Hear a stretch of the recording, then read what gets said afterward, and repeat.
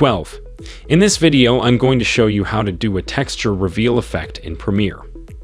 Alright, to begin, let's add a solid color background by right-clicking in the project panel and going to New Item Color Matte. Select the color of your choice and hit OK. Drag the color map from your project band onto your timeline. Now let's type our text. Select the Type tool and type your text in the Program panel. Next, we need to add our line. Go to File, New Legacy Title, or use the Ctrl-T keyboard shortcut, and the Title Designer, select the Line tool. Make sure that your line is longer than your text. It's also a smart idea to increase the line's width because it'll make the next steps easier.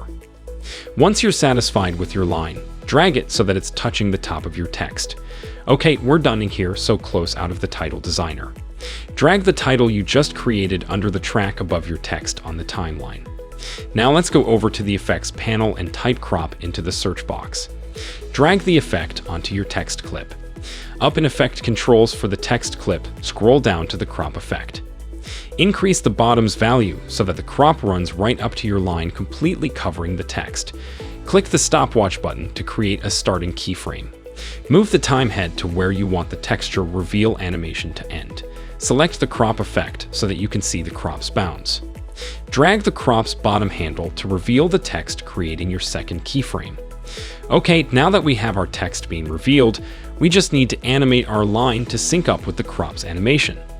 Click the bottom properties left arrow to move the time edge of the crop's first keyframe. Select your title on the timeline and effect controls for the title. Click the stopwatch toggle next to position to create the starting keyframe.